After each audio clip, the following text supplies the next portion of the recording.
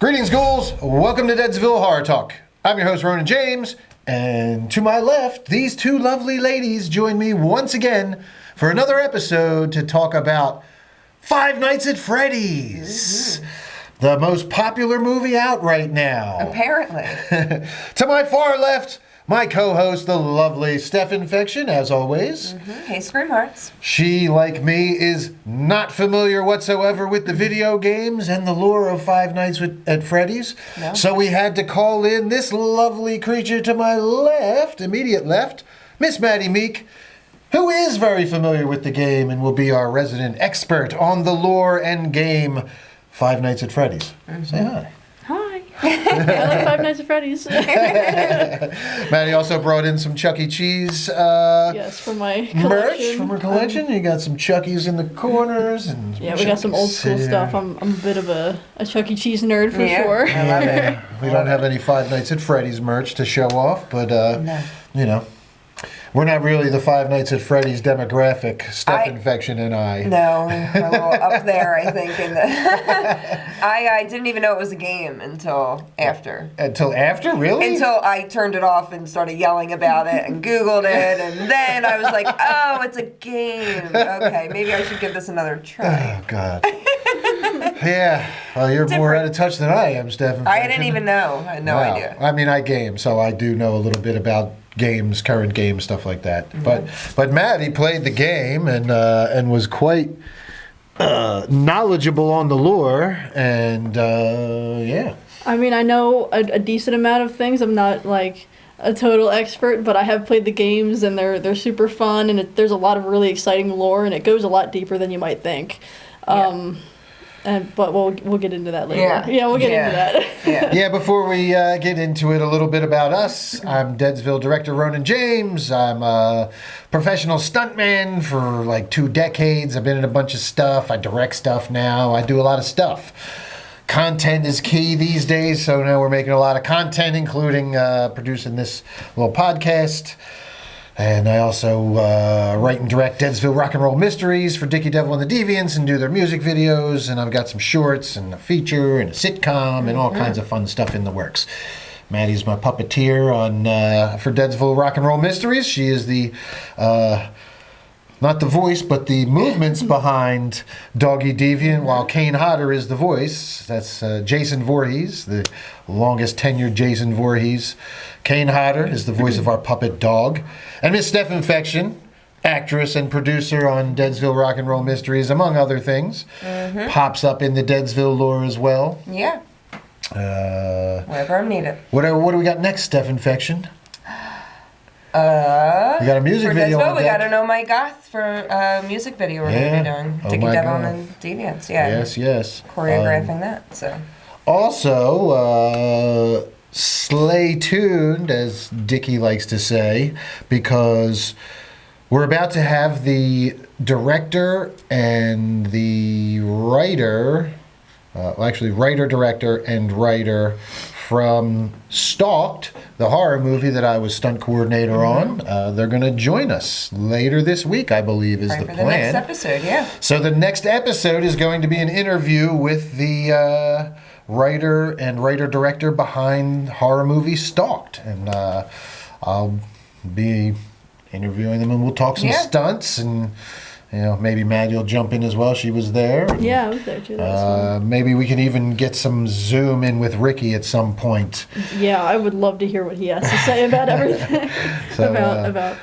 But yeah, our writer and director will be in first, and they're going to talk about the process of making horror films. And this was their first big feature, so it's should be a good conversation that we have with those guys. Looking forward to it. So, more on that soon. But today we are talking Five Nights at Freddy's, and we're going to do our first takes, which will include writer, director, cast, all that kind of stuff. And we'll give our spoiler-free impressions first. Yeah. Before we dig deeper and break out the shovels and get into some spoilery stuff. So, we'll give you a heads up before we kick into spoiler mode. In the meantime, though, first takes! Yeah.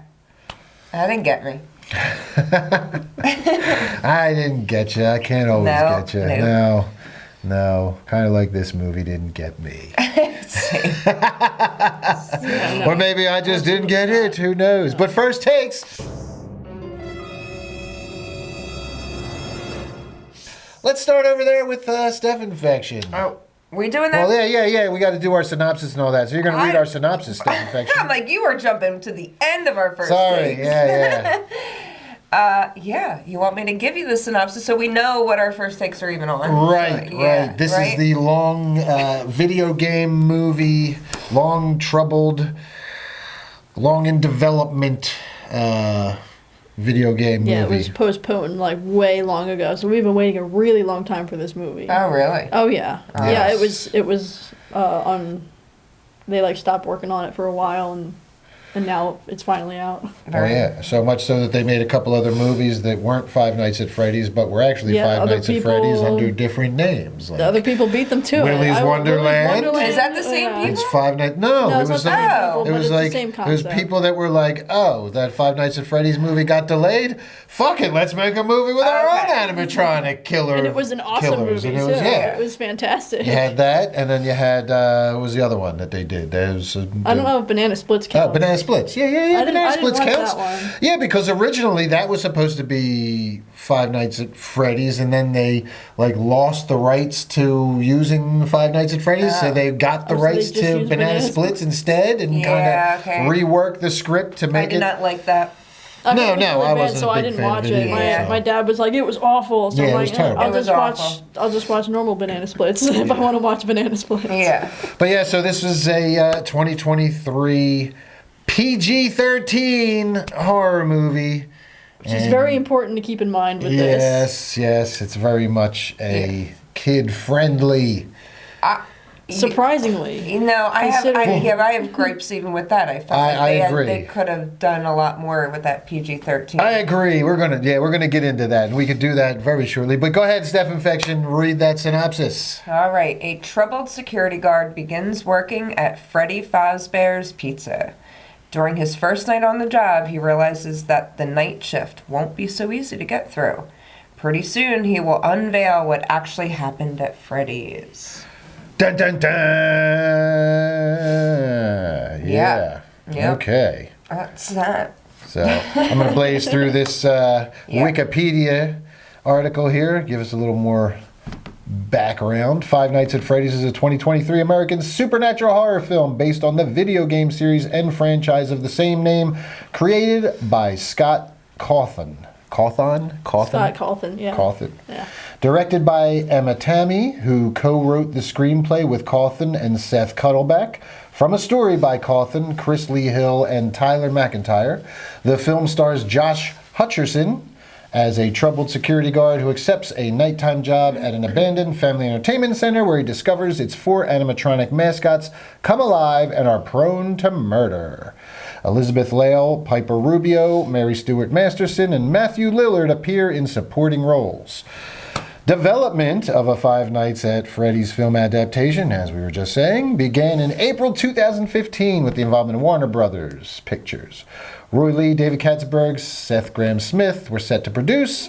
Gil Keenan announced as director and co-writer. After several production delays, the Warner Brothers version was no longer moving forward. Keenan dropped out of the project. March 2017, Jason Blum's Blumhouse Productions was announced as the new production company, with Chris Columbus set to direct and co-write. Columbus also ultimately left the project, and Emma Tammy was announced as his replacement. In October 2022, she was announced as his replacement in October 2022. Main cast confirmed December. Other cast additions were signed March 2023 with a budget of $20 million. Filming began in February 2023 in New Orleans. Ended that April. This was a total rush job. Yeah. Which, Five Nights at Freddy's was released on Peacock October 26, 2023. It was theatrically released in the United States the following day by Universal Pictures. Film received negative reviews from critics, while audience reception was generally positive and has grossed, I can't believe this, I know. $217 million worldwide. Oh my god. That's insane. So That's crazy. and the Rotten Tomatoes, the audience score was 88%, where the critic score was 29%. It's And I get, actually, now knowing more about the game and the background and seeing the movie a couple times, I'm like, I get that. Like, that makes total sense. Yeah. People are just excited to see it just because of what it is, but it's not that It's bad. not a good movie. Oh, we're gonna get there, but yeah, and this one just blew my mind. So they released this the day before streaming, and then they went to the theater and still did 217 million worldwide, even though it was free to watch on Peacock. So a little like trivia, they said they made all their money back from production before it even was released, just from selling for streaming. Yeah, I'm sure. I'm I sure. believe it. They made it all their money. And then budget money back. theatrically, it was the fourth highest grossing horror movie opening weekend of all time. Yes. Of all time. That is insane. Of all time. That's And the we li- fourth. Yeah. And it was streaming. You could watch That's it what I on mean. We That's live- insane And to we me. live in a society where nobody likes to go Nobody to the goes theaters out. anymore. Nobody likes to go out. Nobody goes anywhere anymore. And somehow this fucking movie, Man. See, I believe it because, you know, the Five Nights at Freddy's fandom is enormous. It's huge. There's so many people who are like super fans for this movie. So considering that we've all been waiting so long for this movie, I'm really not surprised. There's a lot of really, really big fans out there. I get it. And this is, I mean, I guess my son, I guess, played this a little bit. I never really played it. I never we played should the game. play. We should all play. It's like a point and I will click, watch which you I guys totally play. don't do. I will just sit I there don't and do I will those watch. point and click games. They're too slow for me. I You can't. can play it like on like a tablet. You can download it on your phone if you Oh my wanted God. to. I don't know. You can watch me play. Yeah, that's probably more my speed. I'll watch. Well, you said there's a watch new me one with like an play. open world where you Yeah, can you can walk around and there's a whole story like, to it. And yeah, there's actually like I'll action. walk around a little. I don't like game. point and click stuff. I don't do Oh, the then you're old gonna point hate and it. click You're stuff. gonna hate it. No, I Yeah. hate it. Exactly. But I can So- understand people said like where they got that. I mean, it doesn't compare to the numbers of Barbie, but just how that's like people want to go see something that they're familiar with and they're excited. Like if you're a fan, so like we were listening to a podcast and so they said that there was a lot of fans like calling out stuff and Oh, yeah, teens and tweens and people were dressing up to go to the theater. Like Oh, yeah. that's where just I get that. I get that whole scene and why it kind of made the money that it did. But I'm wondering if they're all as disappointed as I was. Probably not. Probably not. Probably I feel like not. the younger kids probably wouldn't care as much, Yeah. but I feel like most of them don't care. And I This get is- that. Yeah. I can actually appreciate it more now. Kind of like reading into it more. But we'll get into everything. Yeah. We skipped our call to action, so real quick, make sure that you subscribe, like, follow, all that fun stuff. Hit the bell if you're watching on YouTube, or follow us on Spotify and Rumble, Rumble. and anywhere else that you get your podcasts. Yeah. Or you or watching us. I don't know where else we're going to branch out to, but yeah, make sure you do all the things. And All if the you want to things. email us with your thoughts on Five Nights at Freddy's, At deadsvillehardtalk@gmail.com. Subject mailbag. there you go. Yeah. So- Send us a little something, something. Yes. Yeah, we got nothing. All right, so let's get to the writers first, because All right. I'm not going to get to the Yes. director just Yeah. yet. I don't have as much to hate on her. I mean, even though she did write this thing. So Scott Cawthon, obviously, he's the game developer. He's the one that came up with the lore and is responsible for the whole universe of Five Nights at Freddy's. So obviously that's his writing portion to this. You had Seth Cuddeback and Emma Tammy, who...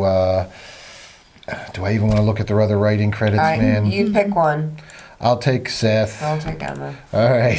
What else has Seth written? Oh. Mateo, Kelp, Short, The Best and Worst Days of Joy. Right, he's got 6 rating credits. Jesus. Short. Yeah, I don't see anything worth mentioning the Left Right Game podcast series. I guess that's where wasn't that the director was. That was their podcast, so maybe they're friends. I don't know. Nobody worth talking about. Nobody worth. No, this is I mean, this is like, to me. Let's discuss the writing real quick because that's one of my big issues. There's just too much of it. There's just too much in the wrong areas. Convoluted bullshit in this movie. Like, just diving right in, we're going to attack these fucking writers, and I guarantee you that Scott Cawthon had nothing to do with the shit that we hate about this fucking movie. Yeah, because considering, like, he's the guy that's written all the lore. Like, if you see, like, what he's written, it is so different from the way that the movie's written. I feel like he really didn't have a lot to do with it just by watching the movie and knowing about, like, how he writes things. I really don't know how much he wrote in this movie. Well, now, and I don't know, and I didn't play the game. I don't know as much about the lore, but from what you've told me, this feels like these two people, Emma Tammy and Seth Cuddeback, just did the Hollywoodization treatment to his concept creation. That's all they did. They made a separate movie and they just slapped Five Nights at Freddy's in there, and we've got trauma, and we've got the kid, and we've got like the single parent kind of situation. And part of that it didn't bother me like I thought it would, but it was all the additional writing around it, like. Well, to me, it was the again, we had this unnecessary trauma. Like, it like just made everything too coincidental and just too, like. Yeah. It's like it was forced. Relevant. Like, at the end of the movie, you realize that the whole situation.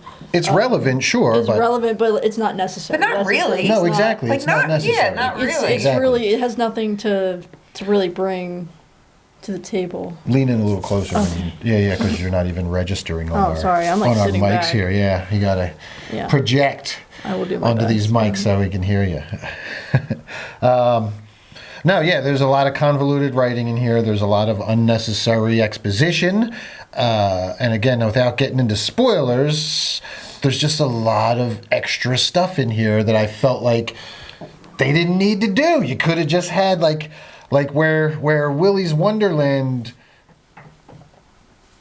succeeded was like, okay, here's the setup. He's not even talking, really. Not even that. And that movie had its own issues, but it was like, dude is like, he's the security guard at this place, and the things come alive, and he's got to fight them. There's your movie. Yeah, and that movie was very, like, action-oriented. And it was all about the action and the violence and just Nicolas Cage doing Nicolas Cage things. Right, which was a different direction than the game. Obviously, the game wasn't as violent, from what I understand. It's more jump scare oriented. Yeah, it's not really about like gore or anything like that. It really is about like survival, and it's about them it's about jump scares more than anything. It's not about violence necessarily. Like, the violence is more imagined than anything. You kind of imagine what the animatronics are going to do to you, even though it's not like you kind of know already, but like you can. There's room for imagination with the games. Gotcha. Yeah. So just because we're talking about writing, where I will say I get that they couldn't go in the direction of like Willy's Wonderland or whatever that was. That's what it was called, right? Yeah. Willy's Wonderland. Because it's all just like fighting and stuff. So they want this to be a franchise. They want to do many movies with this.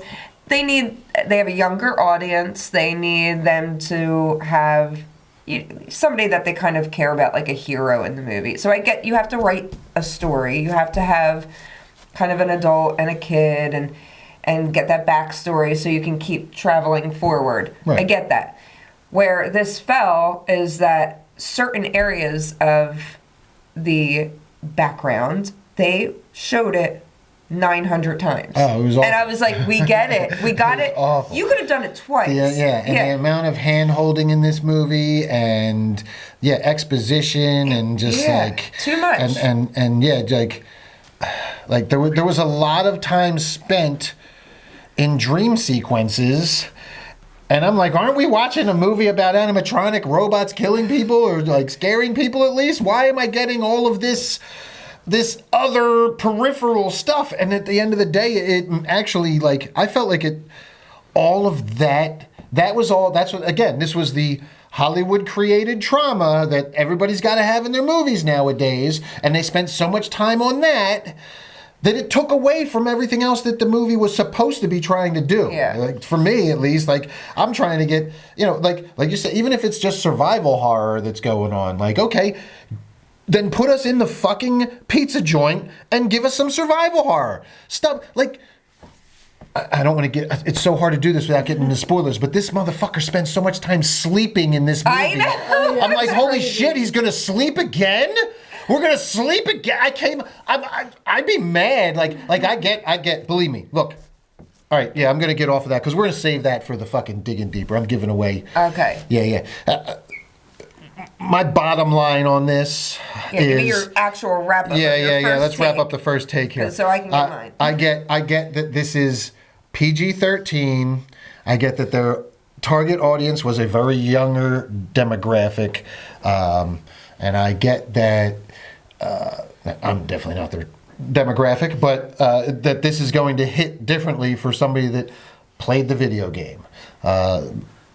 And there's so many people that played the video game, obviously that is what is going to, that's what carried this movie. Because the movie on itself sucks. It's so boring. It makes no sense. There's just it's so poorly written, so poorly paced. I don't even know if this person can direct or not because I couldn't even stay awake through the damn thing half the time. No, it took me 3 It took me a days couple to watches finish it. to finish it. To finish once. And then I had to go back and three. watch it again. And honestly, and I'm coming to it as a person that's never played the game, but I know that there's the game and all this lore, and I know these are characters that people love, so I was interested to see it. But sitting there watching the movie, I was bored as hell. I was like, oh my God, this is so boring. I can't believe this is what they did with this movie. But you know what? Looking at how this was, like this fucking thing said, like the Wikipedia said, like it was filmed at the beginning of this year in like 2 months and slapped the fuck together just to get it out. So it feels so rushed and shitty. Maybe the future ones might be a little bit better. Well, now that it made all this money and it's a viable franchise, you know, the studio is going to be like, I mean, Jason Blum is probably laughing his way. You know, this is a Blumhouse project. I'm give or take with Blumhouse in general, but right. And it's a crap movie, but he's laughing his way to the bank right now because this thing is reaping it in at the box office, and it's a terrible movie. And he probably made this thing for like shit money, other than just getting the rights to it. That was probably the most expensive thing. That's why you get a director that has only directed one other fucking thing, and that's why you get these people to write it, because they don't have to pay him anything. These are bottom of the barrel people, and they hope they know that this franchise is going to carry itself with just the name on its own. The name is going to bring people in, so they don't have to put a good product out. You know, that's what I feel like. Budget was $20 million. Yeah, so that's pretty low, I guess, by standards. It is, and modern movies.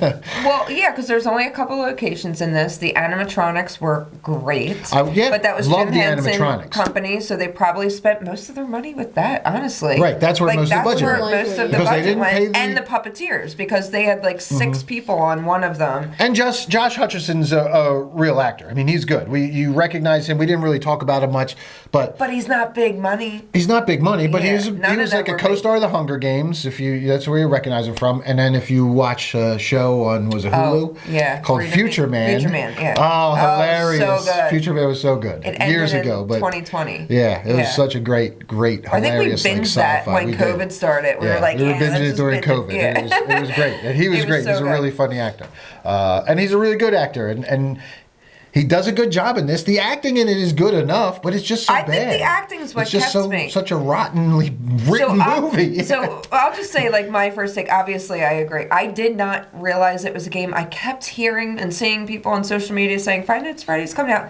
I don't pay attention half the time. I'm like, okay, it's a new movie coming out, but I had no idea that it was a game, nothing.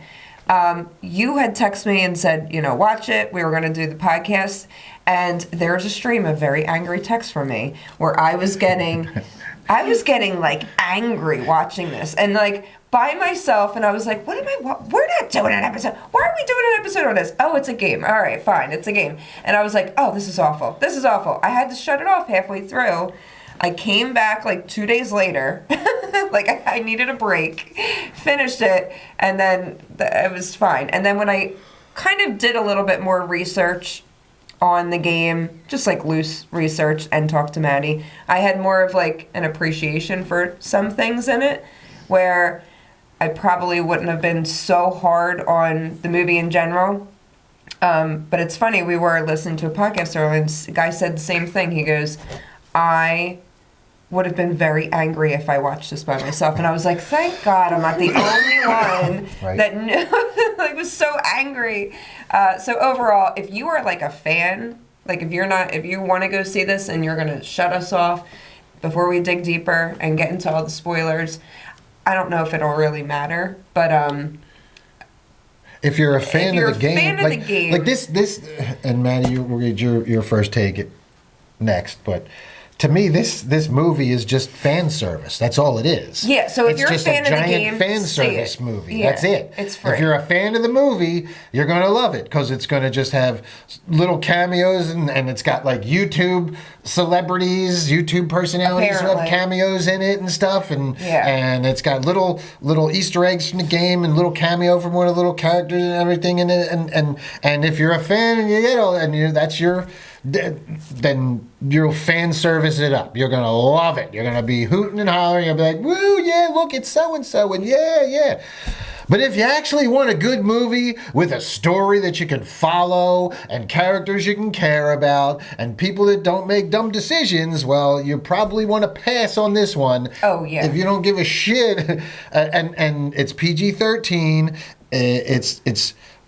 it would probably be a decent gateway movie for kids to kind of So- get into horror because it's not very bloody. There's no blood in it at There was all. a Maybe. little bit of blood. There was a little bit. Very but- little. It was very I little. feel like they But it's went very really dark. bad in some for PG-13. I was like, Well, it's very dark with the whole it's child really abduction dark. stuff. It's very and I dark. was like, holy crap! Like that's so they like bad. Like Like- I feel like younger kids, and I also feel like it would be very boring to younger kids. Like you're not going to get 10-year-old and down. I think you're my really kid would have shut that off. right. for a That's so I second. feel like it's a Yeah. very specific like in that 25. Being a 50, fan, yeah. 30-ish range where I you think it grew up would be playing better the game. for tweens, if anything. yeah. Like kids who are like 12 years old. That's and, what like, they older. said. Yeah. Mm-hmm. Yeah. Like actual 13, PG-13. It's a tween movie. It's a tween movie. It makes sense. Yeah, I think if you played the game, that's why after when I read, I was like, oh, I actually appreciate it more. I hated it, but like, let me get that. Like, I absolutely hated it. Yeah. But once I watched it again, I was like, oh, I can appreciate a lot of that just because, just Well, like because I it's said, fan watching- service and you recognize that they are paying played a homage to game, the I would game. just be excited no matter if it was a crappy movie or not, just that I was seeing some of my favorite characters. So I get that. I've gotten like that with, like the Haunted Mansion and stuff, and that was a great Right, movie, written well, but, just in general, you get excited when you see things that that aren't typically on the big screen, and something that is close to your childhood. It has that nostalgia. No, I said the behind it. same thing when I was growing up. I was a huge comic book nerd, and I'll go back now and I'll watch like those old. They had these old Spider-Man live action and the Hulk live action and the Batman and Robin live action, Adam West and all that stuff. I used to watch that And one. it's terrible. It's terrible stuff, but I loved it, and I still love it to this day. But it's probably written better than this is. At least we had characters and development and all that. But it's very campy and cheesy, and I could, But because I love those characters, that was the only place like you could see your superheroes in live action in the real world was on these terrible, electric company. That this show was called the Electric Company, and it was like a kids. It was like would come on after Sesame Street, and it had like a Spider-Man segment where it had a live action Spider-Man. Yeah. And I would live for that because I fucking loved comic books and Yeah. Spider-Man, and that was the only time we would get And to there see. was nothing. It was there like once nothing a else, week, so- like one time, Yep. and then you couldn't see it again. So, like, me and all my cousins, we would go around Saturday morning and, like, be at one person's house just to, like, watch something, Yeah, So, absolutely. But that was- so that was our fan service for us. Now, That was our first takes from two people that never played the video game. Yeah. Now we're going to get the first take from the expert. The person who actually played the video game, knows and follows the lore, loves the lore, appreciates the work of Mr. Scott Cawthon, and you know, will be our deep diver. But let's get your spoiler-free first take. All right. Lean in and loud on all that right. microphone. So, I think the writing was really, really bad. You And the told pacing, us. like both of you were saying, the pacing and the writing were awful. It was terrible. And see, I feel like with whether you like Five Nights at Freddy's or not, if you have a poorly written movie, it's going to be bad no matter what. I feel like, yes, there's a lot to appreciate, and they have little Easter eggs here and there for people who are fans of the games, but overall, I just... It's not a good movie. It's not a good movie. I have a lot of issues with it. I have a lot of problems. I felt like it was just like they wrote like a first draft and just like went with it. And it's been proven here after you're reading the Wikipedia page that yes, they totally rushed it, and you can absolutely tell. And that just it's a total rush job. We've been waiting so long for this movie, and I'm really disappointed. I just felt like. Do you feel like because they rushed it now that it made money, like we were kind of getting into that? The next few. Will I mean, be a little maybe. bit Hopefully better, they have, you know, they'll- bigger budget, better. Yeah, hopefully. Hopefully that's what you would hope that they Probably just were putting it out there, see if it's stuck, and then. Well, yeah, now that it made money, they should say, okay, this is a moneymaker. Let's get an actual decent writer and pay a good director to come in. I mean, and it's a shame. Like, Matthew Lillard felt like a waste in this thing. Like, he was in it, but it was like... He played an important character, a very important character. However, I just felt like the way that everything was executed with him and the way that everything tied together was just like you were saying, it was too convenient for all of the way that the story went. Yeah. And like even with the things that we found irrelevant that do actually make sense later on, it was just so there wasn't enough going on inside the actual place. There was so much going on in this guy's dreams, like you were saying. Yeah. It's just that has nothing to do with the games. That Yeah. has nothing to do with the games. Right. That whole part of it, the whole Josh Hutcherson's whole character with his sister and the. We're not getting into spoilers. No. But he has this whole backstory that has nothing to do with the game, and they just spend so much time. There's so much time devoted to this. And I feel like I understand character development. I understand you're establishing something that you can connect to the character to and like maybe feel sympathy for them or whatever, and feel connected to the character. That's what you do to make a good character and want to root for them. However, I felt like with the way that this was written, I don't care about this main character at all. I don't care much, at all. yeah. It's just Because they kept doing it over and over again. Like, okay, like when you're going to do characterization, the guy has an arc and he's got to kind of like progress. But this guy was just There was sitting in no a rut arc. the whole time. He's It was just sitting straight. down here and just like, oh, sleep, dream, sleep. But even the dream. backstory, it didn't make me care about him more. Like, No, I because was that's like, all they gave you. They didn't give you anything else. There was no other Yeah. character development besides the trauma of his life, and that's it. And there And was then- too much of that and not enough Five Nights at Freddy's. There was too much Right. character development to where you spend most of the movie establishing a character's backstory that really doesn't matter, and there's not enough time spent in reality. Yeah. And that was a huge issue, and that's why I fell asleep. I was just Yeah. like, all right, this guy's going to sleep. I'm going to go to sleep too because this is awful. This is a horrible movie. I think that's why I go to fall asleep. I know, he he kept kept going to sleep in the movie. I I'm was like, like, hey, that's a good idea. Act 1 was like pretty good, and then Act 2, I was like, he's just sleeping the whole time. Like, that's it. So I turned it off and got very angry. And by Act 3, they had lost me, and I was just like, all right, come on, just get this over with. God, And they kind of did. It None was of this doesn't even make any sense anymore. Oh God. All right, Yeah. we gotta dig. So, would you recommend Five Nights at Freddy's? Steph Infection, All right. would you recommend it? I would only recommend watching it if you care and you played the game and you have any type of like, if you care about the game at all, like, or if you know the characters, it's free. Maybe give it a watch, but no, I won't actually recommend this. I can't like respect myself and recommend it. So I'll say it's okay to watch if you really like the game, just to see what we're talking about. But I can't recommend it. Nope. Well, Nope. Maddy?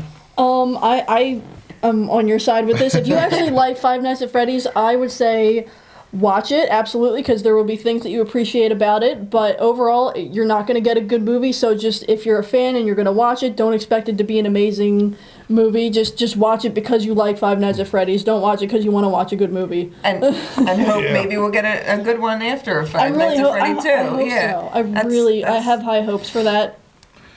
Yeah, I'm gonna. Shit. You have to question this? Well, because the fucking. The puppets are awesome. The animatronics are really good. Go watch Act 1 and then turn it off. Yeah, I really like them. And Matthew Lillard, while he wasn't on screen much, he was good. He did it. Good. See, that's the thing with Matthew overall, Lillard. But it made me mad and bored and tired, and was just like, what is going on? And yeah, I mean, I'm just sick of seeing these shit movies with these first time or like no experienced directors just pandering to Hollywood's latest trend of fucking everybody's got trauma and it all ties us all together. How about just a security guard's got to go to a creepy old fucking pizza place and the robots are killing people? I mean, that's a perfectly good movie right there, man. You don't need all this other shit. So yeah, I can't recommend it. Even as fuck, man. The problem is, if the next one's really good, you're gonna have to you've got to go this. watch this fucking stupid movie. Probably. That's why I'm saying I probably am. I'm out at this point because I really could care less about the. I'm out. But if you are a fan of the game, like, watch this one. Like, if the next one's awesome and it's got, like, even more robots and they're actually, like, killing... It's probably still going to be PG-13, though. They're not going to make it R, which is going to be a gripe. They're going to have more time to spend on it, though, because, like, we had so many issues with this movie coming out. It was just inevitable for it to be a crappy movie because people dropped out, they rushed it, all these problems. So, like, if they actually sat down and actually, like... Spent more time on it, I feel like you could get a really, really cool movie. So I'm really hoping that the second one is better. I'll take it back. Maybe I'm not out, but I'm not thrilled about. I might watch the next one, but then I might be out. But in all seriousness, like, if we didn't have a podcast talking about movies, I'm out. like I'm not going out of my way to watch a second one. I could care less. Yeah. Because animatronics killing or not, like, I just don't know the characters. I don't know anything. I wouldn't appreciate it as much, even if it was a good movie.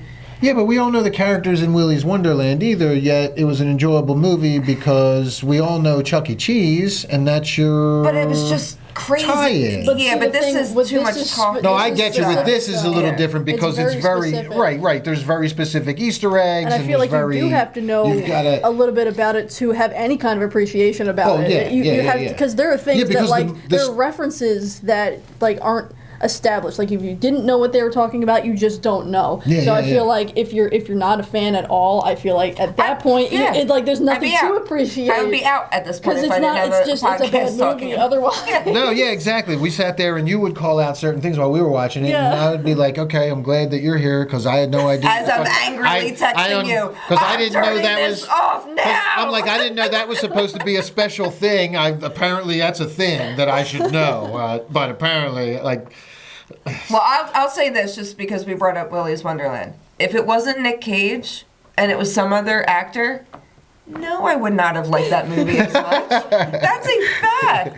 I would have hated it probably. He made that movie great. He made it because it's angry, crazy Nick Cage. Like if it was just like if it was this guy in there, like watch beating Josh him up, Hutcherson smash I'd be robots? like, no, I would have thought that movie within like I appreciate it because it was Nick Cage like killing animatronics. and he didn't say a word the whole movie. And he didn't talk. But so if somebody else, if you plopped anyone, like I can't even think of anybody else that I would have liked in that role other than him that would have made it work.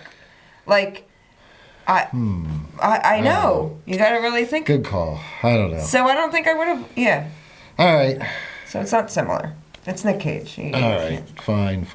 Yeah. All right, well, let's move on. That's the end of All our right. first takes. We're not really recommending this one, but if you really love If you play the Five Nights game, at Freddy's and you're interested in it, you can watch it.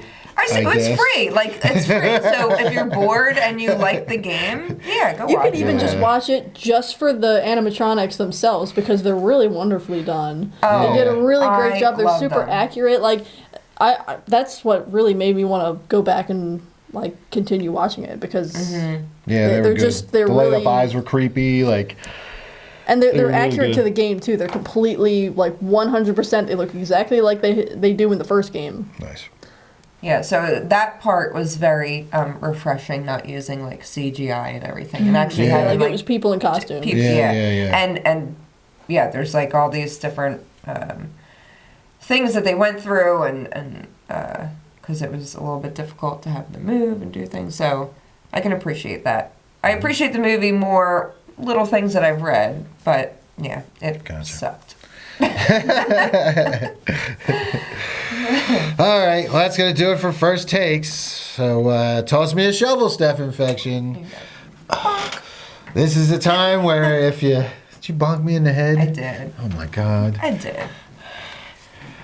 This is the point in the show where we're going to spoil the movie. So if you are going to watch this steaming turd and you don't want to be spoiled, pause now, go watch it. It's free on Peacock. Yeah. Go watch it and come back, and then you can join in on our tearing it Rampage. apart as we rip this thing to shreds. Yep. Maybe we'll find some redeeming qualities in it this go round. But yeah, if you've already seen it, just hang in there because it's time to break out these shovels and dig deeper.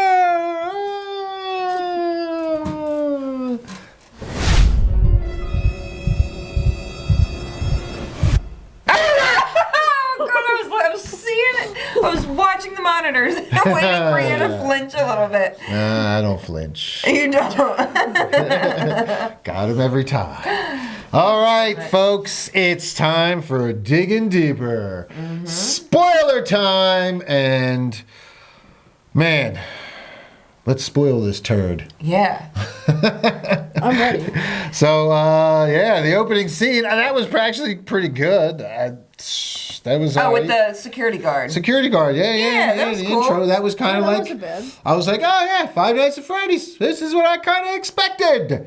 Here's what I expected. Security guard in the fucking thing, and he's like running, and they fucking chasing him, and we get the fucking, and the, like super tense moments, and it was kind of, it played out very generically. Yeah. But it was good enough. Yeah, that it grabbed it, especially PG-13. It grabbed it a little bit. Yeah. Right. But it's kind of what I expected. It was like, okay, this dude's obviously being chased by the animatronics. Yeah. God, okay, boom, boom, boom. Then we get the whole other, then we went off Well, then we go. into We see fucking Mike Schmidt land. Mike Schmidt, not our Hall of Famer, by the way. How we see him. Yeah, of note, those of you not in Philadelphia, Mike Schmidt was a Hall of Fame third baseman for the Phillies, won a World Series. He's a legend here in town, and yeah, Not Michael this guy. Schmidt was the name of our main character, played by Josh Hutcherson. Sorry. Yeah. So, continue. All right. Anyway. Mike Schmidt's a schlub. Mike Schmidt is, I guess he's a security guard at a mall. And this is where, okay, we get how he's so attached, and we get his younger brother was. Well, we don't get We that don't the get that younger yet, brother but this is why I'm leading up. We're going to get there, and it doesn't matter because we're in the spoil section. We get that after, so it makes sense that he did this. But this is one of those moments with the PG-13 time that I was like, damn, he chases this dad fucking into a fountain. And it wasn't just like, I don't know, sometimes when you're watching a PG-13 that punches, like, you're like, all right, he punched him a couple times. They're a little campy. No, this was brutal. This was a brutal assault. Like, he This is- really, I was like, oh my God, he's going to It's a kill this vicious guy. assault. Yeah. Yes. Yeah. We're just sitting there like, what is happening? Like, at least I was. I was like, what is going on? Right. That's where I again. immediately saw his face when he grabbed the kid, and I immediately went. I didn't even know he was really a security guard at that point because he was just getting his coffee. But I went, he thinks that kid's getting kidnapped. Like, right away. Like, right, and this is and again, this is like all of this is when this is all happening. You're like, where's the bear? Where's the robots? What's going? This isn't a well, pizza this place. is just the I beginning. get it, but I didn't say that yet. I was like, all right, man. We got to what is get our going on now with it? characters. But it was just so.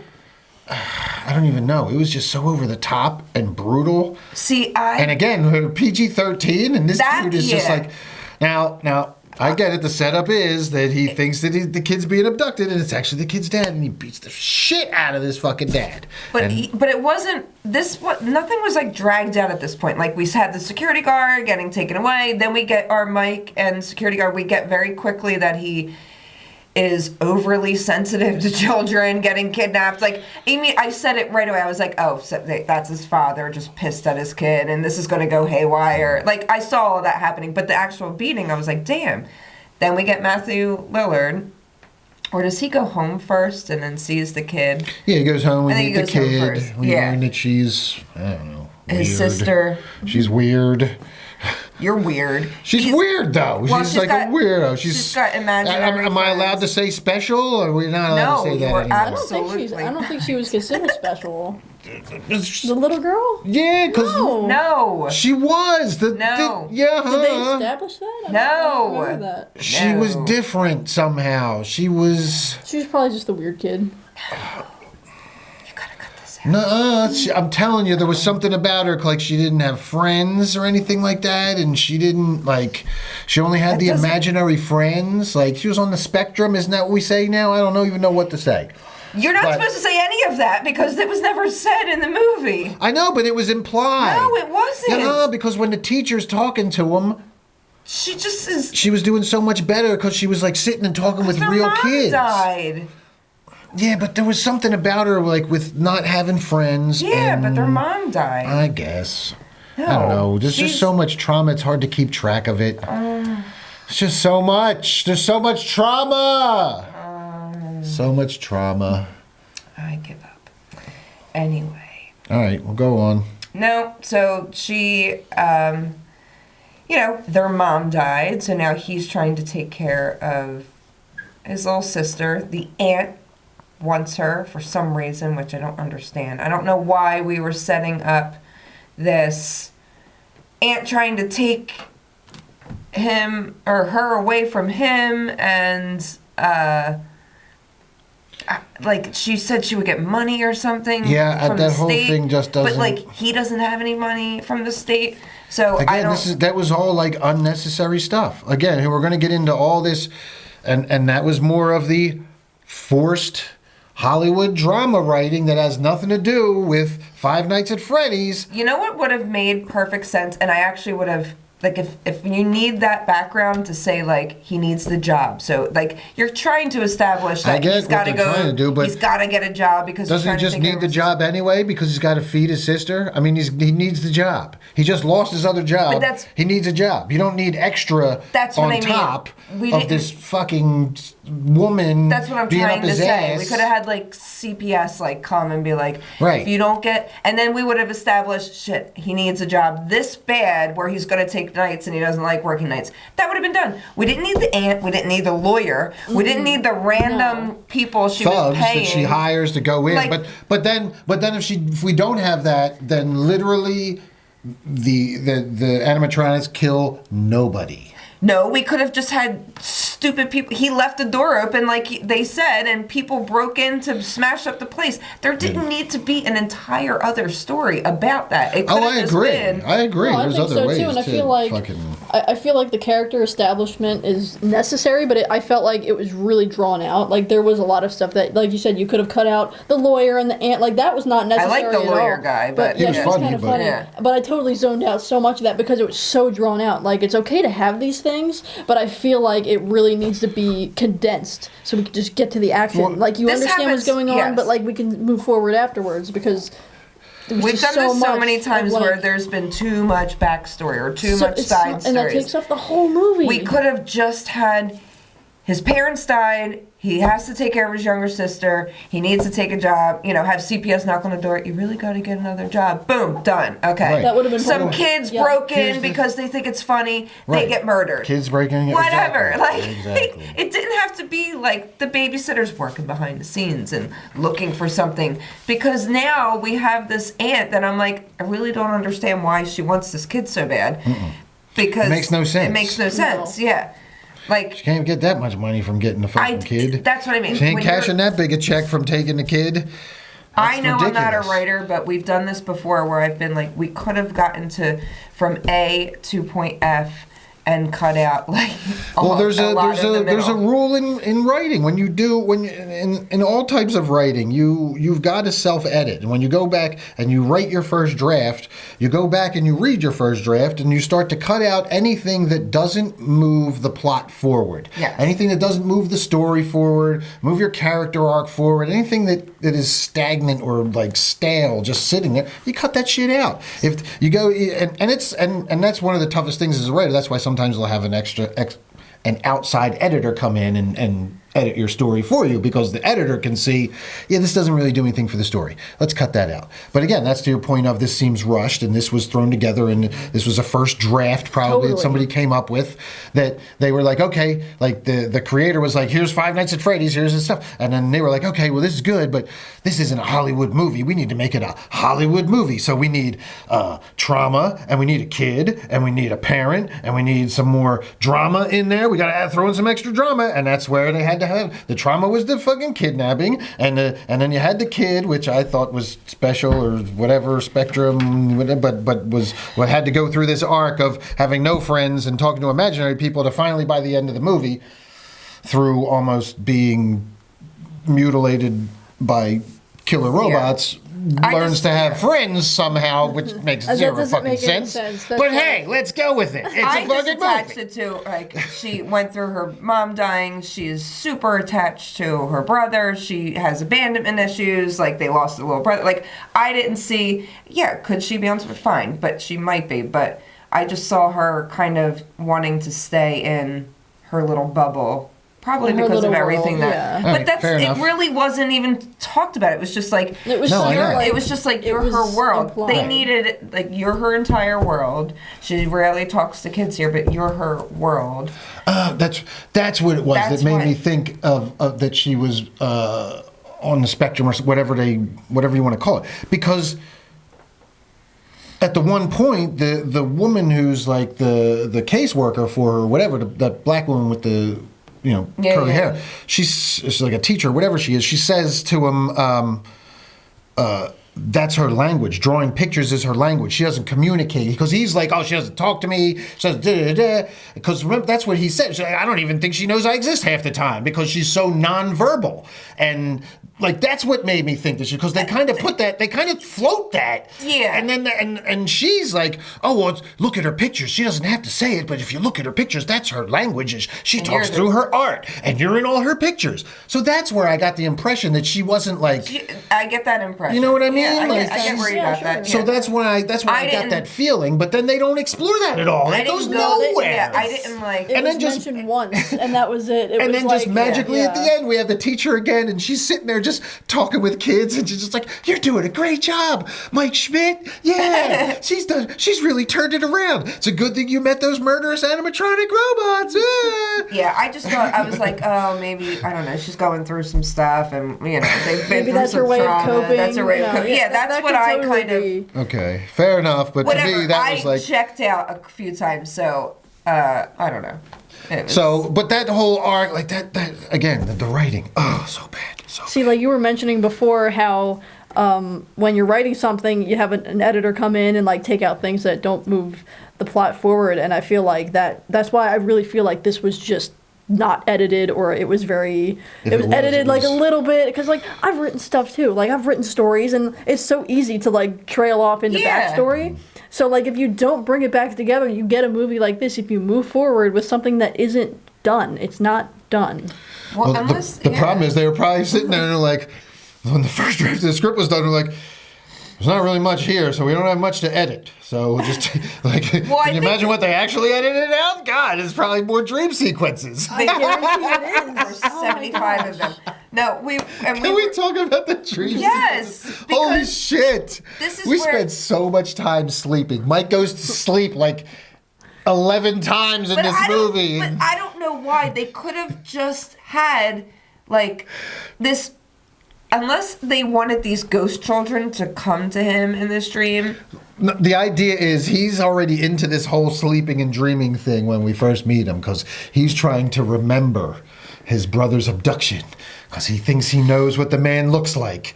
And even though he was... he's like 12, and now he's 30. He's going to recognize the man, and it can somehow solve the mystery of his brother's abduction if he sees the man in his dream from 20 years ago. He's going to know what he looks like 20 years later and be able to identify him, I guess. I don't even know what he expects to get out of this whole dream scenario. But they say that it's, you can see a memory, and he knows that he saw the guy that... I kind of don't hate that he did this at the end. Like, when you see, they're like, focus on your sibling that's still here, and focus on... it's kind of all said where... It comes out that it's the same guy that abducted his. And that shit was all so convoluted. Yeah, oh my God. so I was like, okay, he's like, so can we focused spoil the ending? Well, yeah, we're Matthew Lillard's the villain, and it was just like, no shit. When they unmasked the villain, it was literally like an episode of Scooby-Doo because they had not introduced any other characters. They introduced Matthew Lillard. It was... I didn't. They killed the other 3 characters that they introduced, and then there was the cop chick who was there when Matthew Lillard came in, and the kid and Mike. And unless it was going to be the black teacher chick, I didn't. Or the aunt. or the aunt, it could have been, or the lawyer. That was it. I They're didn't. the only other characters in the entire movie.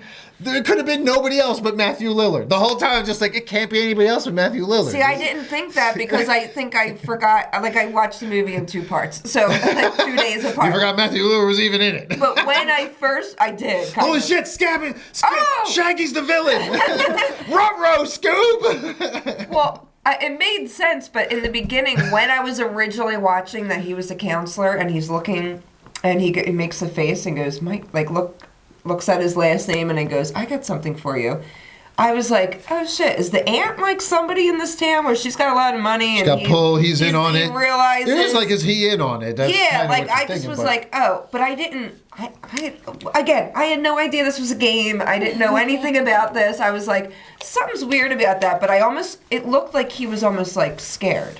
Like, not like, I'll get this guy. Like, I don't know. Yeah, it seemed like he was working for somebody. For somebody. It didn't seem like he was behind anything. I was actually surprised to see that it was Matthew Lillard. Yeah, I thought it was going to be a whole new character that we hadn't seen before. That's exactly what I thought. It was going to be someone The else. thing was, like, I mean, Lillard, when I'm watching it again, he does seem kind of shady.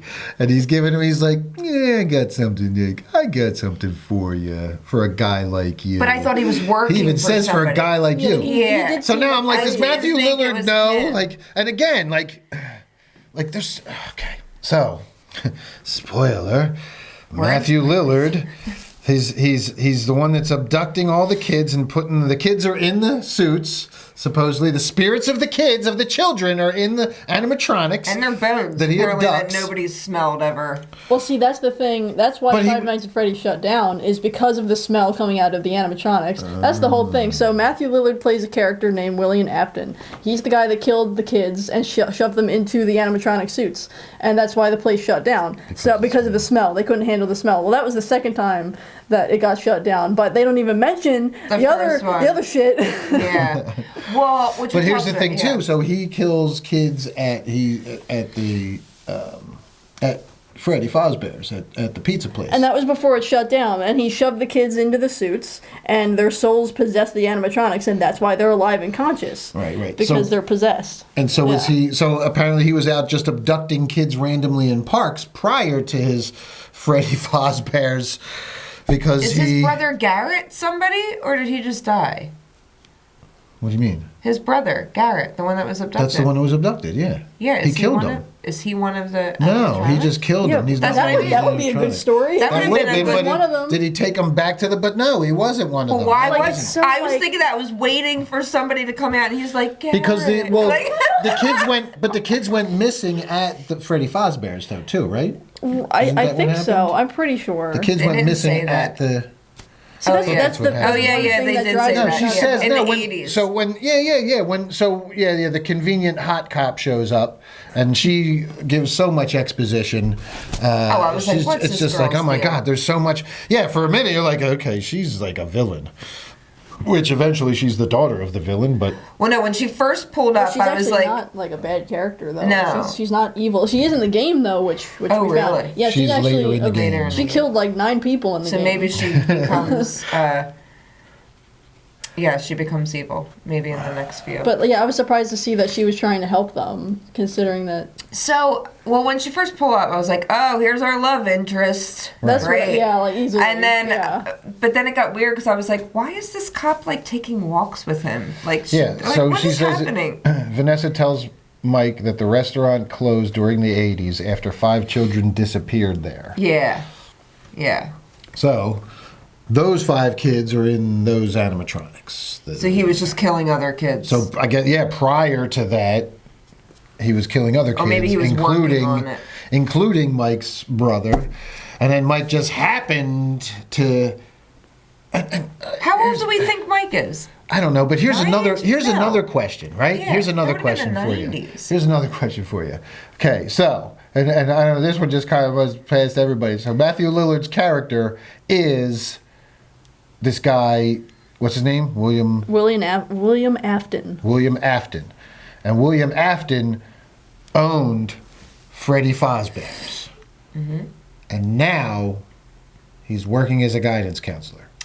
That's what he's like a career counselor. That's his. So this guy is he ran an unsuccessful. An unsuccessful pizzeria that got shut down because 5 children went missing, and somebody thought him fit to counsel people on careers. How did he get this job? How did he? What the fuck is going on? How did this happen? Maybe Maybe he changed his killed name. that person. And He that's killed their Ruh-roh. name. Took their name. Literally took their name. I mean, it makes no sense. it really oh my doesn't. God, it makes no sense. I know. He's a career counselor now. Yeah. That's his day job now. Yeah. Is he still abducting children somewhere? Or he just Probably. goes back to he just goes and visits the place? I don't even understand. What was his end game with Mike? Oh, I'm going to kill you too now, Mike. I killed your brother. And then he's going to kill the sister. And the sister's going to join the... I'm so confused. And then what do you do with those animatronics? You can't even open. Like, are you just having parties with them? You and the Like, what is he animatronics are just doing? hanging Yeah, out. hanging He's out. putting on his suit and they're dancing. He's jumping up and singing duets and shit.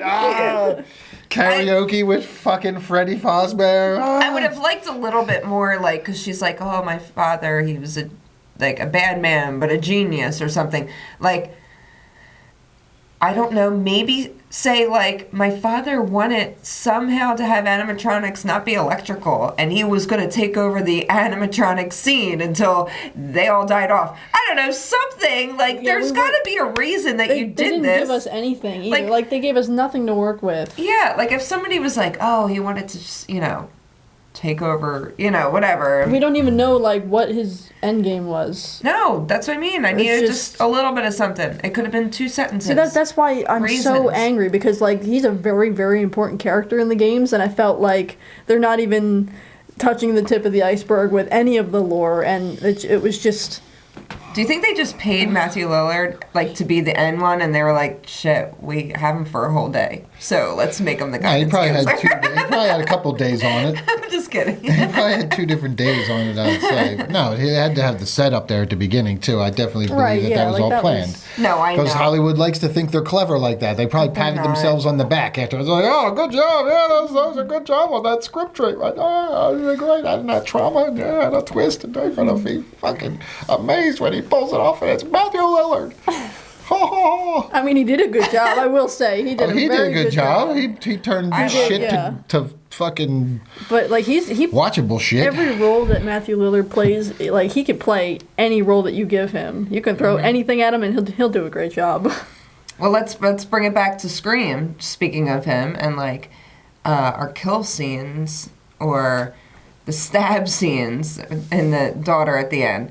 That was another brutal thing where right in the gut, yeah. where I immediately, and it's funny because we were talking about this earlier, how that was always just like the end, like you're dead kind of you're thing. dead. You get stabbed in the gut. I was like, initially, I was like, damn, he killed his daughter. Killed his own daughter, yeah. But unlike Scream, I said, like, we're Scream, they were stabbed like 27 times, and then we would go, and this is the most recent one, and sprint down the street, you know, after, at least this girl was on life support at the end of this movie, where I was like, that's actually completely feasible. Like, that could have absolutely happened. Yeah. You don't always die when you get stabbed in the gut, but usually watching a movie, you're like, oh, damn, that girl's dead. But she wasn't. Yeah. Let's talk real quick too. And here's another part that I really so I guess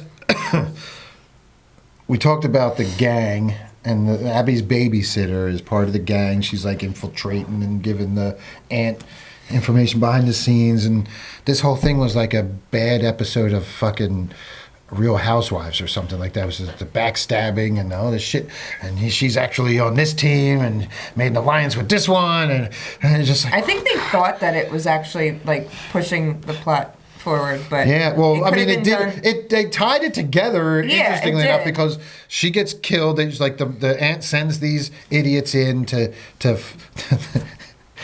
mess up. We're gonna get Mike fired, and then he loses his job, and then he'll have to give up his sister, and then you can get her. So how do we make that happen? I'll pay you idiots $1,000 to break in and mess the place up. Oh yeah, that'll get him fired for sure. And then they fucking don't even have to break in because he forgets to lock the door. And they just go in and trash the place, but that the animatronics kill them. This is the only people that are killed by the animatronics, and besides the opening guy. Yep. And it kills Abby's babysitter, which forces Mike to bring Abby to work. Like, that was like the big catalyst. They went through all of that. They jumped through all those hoops. It's a lot of hoops. I'm so tired jumping hoops. I actually didn't even put that together until right now. Like, the babysitter. Oh yeah, that's why she started having to come to work. Because she wanted to go with him the one night, and he was like, "No, you can't come to work." On the second night that he was working, because it's 5 nights. So on the first night this, and the second night she wanted to go with him, and then the third night the babysitter's dead, so he has to take her with him. Yeah. And so Abby goes to work with him, and does he go to sleep? Because he goes to sleep every day he's there, but he goes to sleep and just leaves Abby fucking playing with the robots and shit. No, she was laying, because when he wakes up and she's screaming, he looks over at her little spot with like the little lamp. I guess she was reading or coloring or something, and she's not there. So she was supposed to be sleeping, like it was the middle of the night. But she's screaming, and she's like, "Hey, stop tickling me," or something. That's right, yeah. I was like, Oh my god, that was just infuriating. Yeah, and we get the whole like montage Of the building a fucking fort. building a fort. oh my god, I forgot about that. There's a whole like friendship thing with. There's like this. They're all like, they're all laying together, holding hands, And they're all there's, happy, and it's like this super like happy montage, and I'm just like, what the fuck is happening Wait, here? I forgot about that. But why did the cop want that to happen either? I don't even know. Like, she's watching them that they're good, and she probably doesn't want to like piss them off. No, she don't want knows it to they're happen kids. because she warns him not to bring her again. That's after, but this is before they're building, and then she goes and she gets electrocuted. But that's when she's like, "Don't bring her here again." But it's like, why were you just making her think that they're her friends? Like you were totally a part of building this fort, and then you're like, "Don't bring her back." Well, why did you just make her so happy? You know, like, I don't get it. Right. I don't get it. Yeah, on the fourth night, that is. On the fourth night, Abby's accidentally injured when she, Mike, and Vanessa are bonding with the animatronics. Vanessa learns Mike is attempting to identify Garrett's kidnapper and warns him not to bring Abby to the restaurant again. Mike gets Jane to babysit Abby, much to her frustration, as he goes back to the restaurant during the day and overdoses on sleeping pills. Because Mike just Of can't course sleep he enough. Which is just so weird. Why does he keep going to sleep? Yeah, so that's so I he keeps get going it. to sleep to try and figure out I get it, and the ghosts can actually communicate with him. through his dreams. That's what he thinks is these child ghosts will communicate with him through his dreams. So he keeps wanting to go to sleep and talk to the ghosts. And look, man, I get it, but like we could have done this in 1 or 2 dream sequences. Yeah, There were way totally. too many, and I felt like There's just- wasn't it like the same thing over and over Like, again? we're not. But it was just changing a little bit. Yeah, We're not on but it Nightmare was- on Elm Street. No, we're we not didn't. in the Dream Warriors. This isn't Dreamscape. This isn't. You know, we're. I thought I was watching Five Nights at Freddy's. I don't know what the fuck dreams have to do with Five Nights at Freddy's and why we're spending so much fucking time in Dreamland and less time in Freddy's. But We could have had like 2, maybe 3 tops, but I think there was like 6. it was so there many. 6? I don't know. Yeah, I there was think 6. There was like 5 or 6. That was like the whole movie. Yeah, I know. and they were long. They would go on for They so would be long. so drawn out. I mean, the whole movie was really drawn out, but like those dream sequences, like Like in the beginning of the movie, Really, really having like It a almost felt snippet. like there was like not enough to make a movie on And what that's they just, wrote, like, and they were like, "Let's filler. throw in another dream sequence." Yeah, throw in a dream sequence. Alright, Sounds good. yeah. Let's shoot another dream sequence. It was I ridiculous. think one thing that really bothers me about the dream sequences is you get to see like the ghosts of the dead kids that are in the animatronics, and I feel like that plus them being all like friendly with them and them not being malicious whatsoever, that takes away any kind of intimidation that you would expect from a killer animatronic. Yeah. I just it doesn't make them scary anymore, even though yes they are killing people, but like The only thing I could think the reason they did that is because they probably are very nice to the main guy's daughter, the cop. Like, so she probably grew up being friendly with them and playing with them because that was her dad's creations. And also, they were trying to get Abby to like them. But like, so I get. I'll tell you why they did it. I don't know. Well, I mean, not we the know- whole. Not the we whole. know, thing. I know why they did it. There's a whole reason for There's it, a- but like I there's a feel reason. like I just feel like a lot of the movie was spent with the animatronics being friendly. Yeah, And and that- here's why. I'm gonna tell you why. I know why. All right, what I do you don't think? know. What do you think? Well, I feel like they're trying to bond with Abby because you notice that. Oh well, for the purpose of the movie. That's for the yeah. purpose of the movie. Yeah. Right. But- no, there's another reason. Oh well, what's your reason? Merchandising. They want to sell toys. They already sell toys. I know, but they want them. They want it to appear like these things are friendly with kids and don't like adults. So Yeah. kids will buy the toys. So they're still like They don't want the kids to be afraid of the animatronics because they want to sell the toys. You know what I'm saying? Like, There's a fine line between I feel killer like- at things because even with my kid, and she likes the killer. What are those things with the weird faces from? I don't know. They're from one of the video games. I'm really bad at this. I don't know any game names, but Like Huggy Wuggy. yeah. Yeah, was that the one? Yes.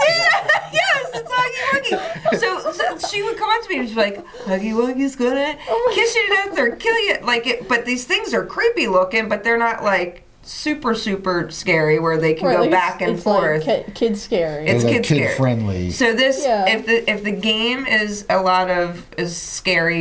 scarier than it appeared in this movie, and as scary as you were kind of saying with some jump scares, I could see how they want to have them appear appeal. like It's an appeal thing to the kids to Yeah. be like, hey, these are your friends. They're they don't killer like adults. ones, They but don't they like. don't They like just adults. don't like adults. Because that's one of the things that happens is like when Abby bonds with them, they don't like Mike. They're very like he's standoffish to him on that first night. But then why some And of it's this not is until so Vanessa brutal? Like is there. he kidnaps kids and then puts their dead bodies in animatronics. Like then the kids that they're trying to appeal to aren't really probably going to be watching this movie. I don't know. Well, they I also feel didn't. like they're appealing to people like the kids who have played the game already. Yeah, that's Because it. like they're already kind of familiar with it, but I feel like those people are going to be angry at that too because like that's not how they behave in the games whatsoever. Yeah. It's like the whole idea of the first game was what you're told by the guy on the phone when you first start the game is like these animatronics when they're in this like security mode, like they're also built to be security and protect the building. When they see a human, they think it's wrong, so they want to put you in the suit so you're like them. They're trying to correct you. So they're not necessarily malicious, even though, yes, they're literally killing you by putting you in the suit. But that's how that goes. Right, which makes sense why they wanted to put Abby in the suit at the end. Right, yeah. And then, they want her to be with them. So that's the way to do it. Yeah, I think they could have But they sold could have these. gotten. They could have sold these. They're cute by themselves without making them nice in the movie. They No, should but have again, I nice in think the that it movie. was- took away any kind of Yeah. intimidation. Again, some filler. They needed and again, why else have the kid in there if you're not gonna have it play with these things and bond with them, and you're gonna go one of two ways with it. Either that or she's gonna run horrified and screaming from it. And they didn't go that direction with it, unfortunately. So No, I had get to why go they with the wanted them nice to bond. everybody's friends yeah. thing. Yeah, I just thought it was a little much. Like it could have just been like, all right, Abby, let's get going. They're my friends. No, they're not. Come on, we gotta go home. Right, but once again, they draw it out. It was so everything much was so of let's drawn build out. a fort. Oh, now it's gonna rain. Let's get a roof. Okay, I don't need all of that. It was, and dancing and this, and it could have just been her thinking that they're her friends, and us being like, well, let's get going, and her wanting back. I don't know. Just like in Megan, where she's like, that's my best friend, and she's like, no, it's not. Yeah. Same thing. On the fifth night, we have, and here's the real kicker. This was a classy move.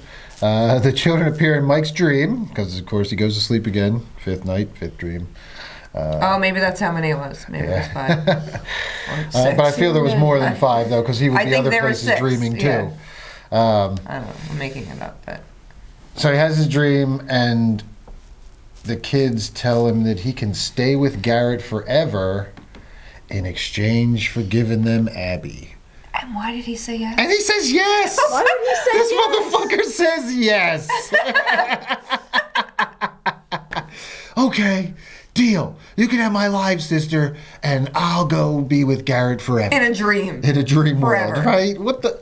Why? I don't understand. Why is he so obsessed with his brother that was abducted? Because he felt responsible. I get that he feels responsible. But you're gonna sacrifice your sister for it? It's 20 years later, dude. It could you're have not been gonna- said differently, where they were because we get this, he looks sad, and we're like, oh, he doesn't think that he's fit enough to raise his daughter or his sister, so he's saying, yeah, take her, she'll be better off with you, kind of moment. But I'm like, that's a ghost boy. That's 9 years old, saying he's going to take care of your sister. Right. Why Yeah. would you ever think that that's okay? Yeah. So Mike initially accepts the proposal, but then he changes his mind, and he's attacked and wakes up strapped to the torture device. It's going to put him in the fucking thing, and we saw earlier with the security guy that there was a loose bolt, and that security guy didn't make it work, but Mike is way more adept, and he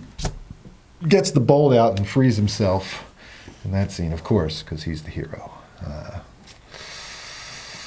Gets severely wounded by Foxy, and this was another one of my favorite parts, I right? liked Foxy. This is one of my Foxy's favorite the parts. best.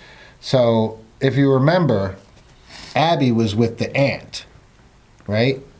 But we need Abby on set now. We need Abby on site here so that she could be put, because the animatronics. So, The if you taxi scene?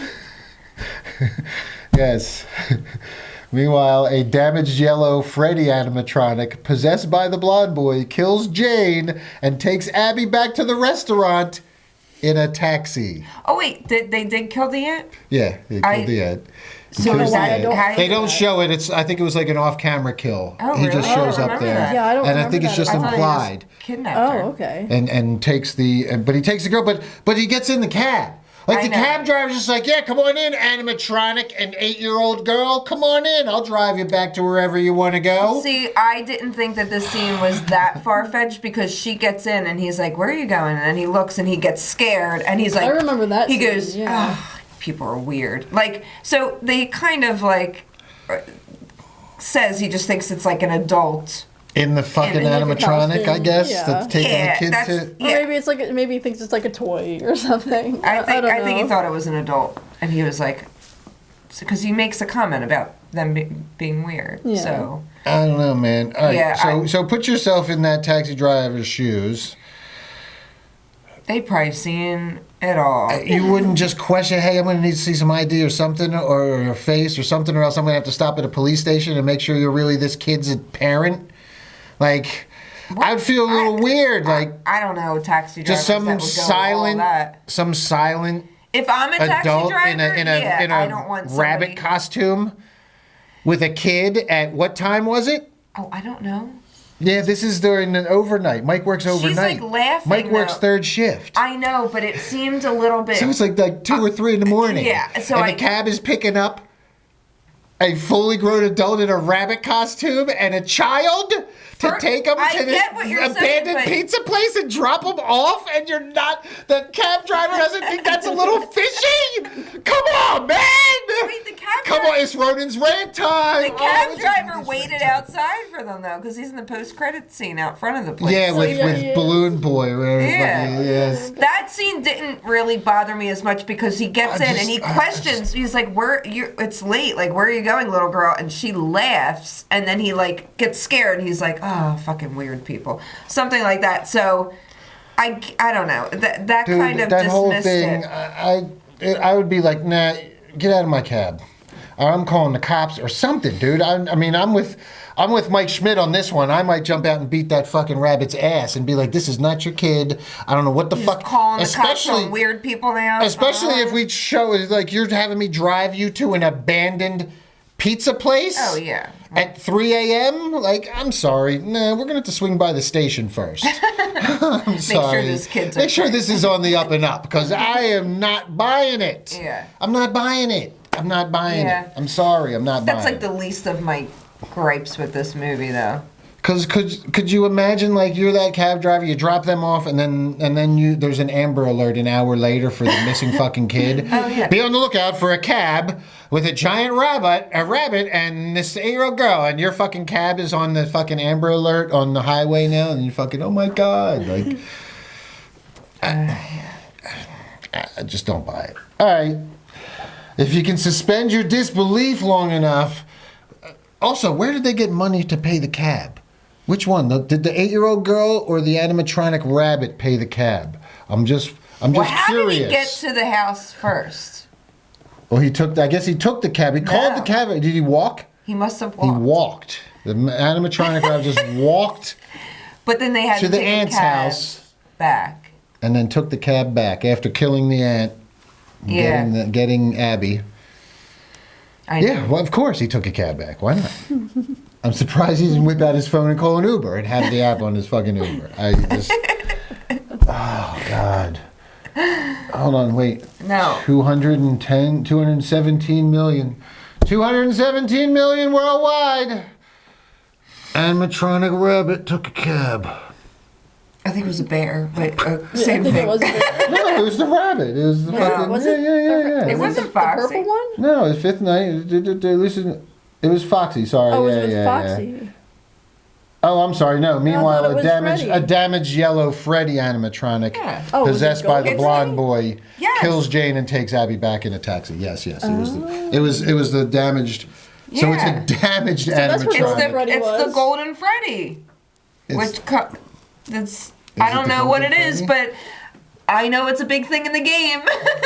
People are talking Yeah, about it. he's a big deal in the game mostly because of the way that he kills you. Because like he'll give you a game over just out of nowhere. Like you won't see him coming, Yeah. and he's broken. Because they and it's show really him scary. broken in the back, like thing Right, in the so beginning of the he's movie. like in storage. Like he's a broken animatronic. yeah. Storage. or That's whatever. and I guess there's a dead kid in there too. It was the same one that was in the original one, though. The original bear costume. The So- blonde, like the main kid that he's talking to, that's the one that comes to the I house. thought that was the one that was Freddy. I know. Or yeah. I think so too. But Yeah, he's Freddy. well, then how did, but there's he's it's in just their house though. It's him. Yeah. Freddy's in the house, and that's who kills Jane and gets the cab and brings Abby back. So it's regular Freddy. I guess. I think.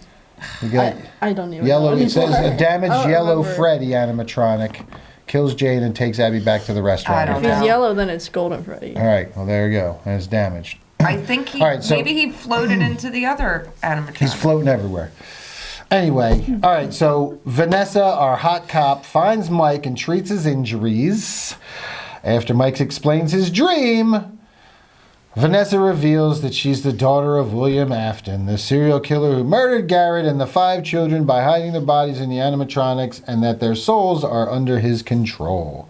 Realizing that the animatronics plan to kill Abby, Mike rushes to the restaurant with the necessary equipment to disable them. Which is what, like a taser? He's got like a taser. Yeah, Yes, it's like taser. That's the necessary equipment to disable them.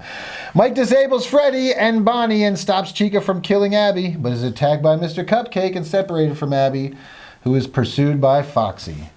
The animatronics are eventually defeated, but they are reactivated by Steve, who arrives wearing the yellow rabbit suit as he reveals himself to be William before knocking Mike unconscious. And we get our big reveal. Steve is actually William Afton. Steve, well, I guess he got a new identity, and that's how he got the job as a guidance counselor. Yeah, 'Cause he he stole was- somebody. He's guidance counselor Steve. Yep. He's no longer William Afton, but he was still doing some Afton in the background. Oh yeah. So, Yeah, so they all, I don't know, they kill him. It's well, Abby draws a picture of William murdering the missing children in order to free the animatronics from his influence. make them. Did anybody else remember. catch that? Yeah. I didn't even catch that. No. They say it out loud. Make them remember. And she goes over and she draws. Oh, and she draws the pictures. picture. And then yes, he goes murdering. down and he hits the switch, the circuit breaker, and there's like one light that goes on, and they show the picture, and you can hear like kids screaming, and it's just like. They all I don't remember. even like. This is so. I sounds only like a blur to remember me. that because I just saw it again. Yeah. Because I remember it I kind of watched it happening too. again. It was so convoluted. My Yeah, God. let's just get to the end of this. So Vanessa attempts to stop William from interfering with the plan. He But stabs he her. stabs her. Yeah. And that's when we think that, wow, he killed his daughter. He didn't kill his daughter. Before William can kill Mike as well, Abby shows her drawing to the animatronics, and they turn on him. Mr. Cupcake bites off part of the suit, triggering its internal spring lock mechanisms, which fatally wound William. It's kind of gruesome. Yeah, it was a bit. I like the close up that they had on that with the spring lock going into him, and like you can see the blood starting to go on. A very little bit of blood It staining was the a shirt. little It was bit, like but the it was most still, minimal like, amount, it was just still enough to keep cool. it PG-13. But he See, put you know he what's puts on the head and says, "I always come back," which is, if you don't know anything about the game, you don't know this. Then But yeah, see, like that's a reference because this isn't the first time that he's killed kids. He's actually like known for killing kids, and he always does come back. And see, the thing, that you pretty much what we watched was the birth of Springtrap, which is William Afton. Like that's his corpse eventually, like because it kills him. So that's his corpse inside of the suit, and he becomes a character in the third game. And you can like see his like body inside of there. Like he's a really like interesting character. But like you pretty much see the birth of Springtrap. You get to watch him die. But yeah, his corpse is now inside of the suit. So it's kind of funny because that's what he did to all the kids that he killed. So now it's kind of biting him back now. Yeah, so it's a he's really the same. interesting death for him. But yes, he does always come back. Unfortunately. I'm just okay. I don't know the game, and I don't want to ruin anything for any movies coming out later. But now that he's dead, like in an animatronic or not, and his daughter's on life support, like wouldn't they just take that place and be like, yeah, we're gonna bulldoze it and just. you would think. Or they would auction those things off. I feel like in the second movie he's gonna be like full on Springtrap, and like be, yeah. So then, be like who's the signing villain your again. papers? Who's signing, Well, doing your taxes? and we don't see what happens to him. I mean, he's in the suit, and the other animatronics drag him into a back room.